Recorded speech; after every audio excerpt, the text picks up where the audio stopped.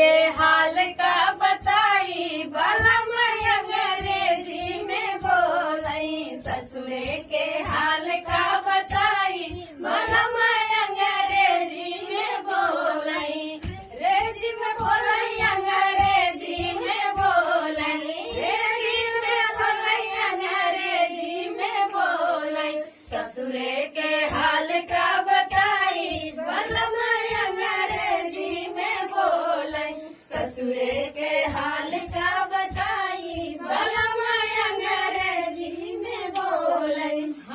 हमसे कहे ले आओ वाटर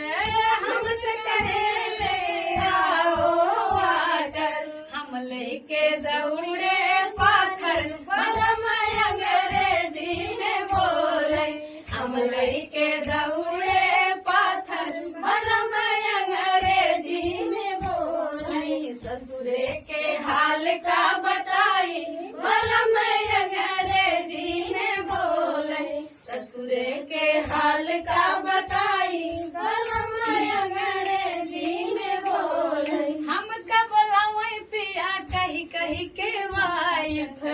हम कब लावई पिया कही कही के वाइफ हम कब लावई पिया कही कही के वाइफ कही कही के वाइफ हो कही कही के वाइफ हम लेके दौड़ी आए पाइप बलम अंग्रेजी में बोलई हम लेके दौड़ी आए पाइप बलम अंग्रेजी में बोलई ससुरे के हाल का बता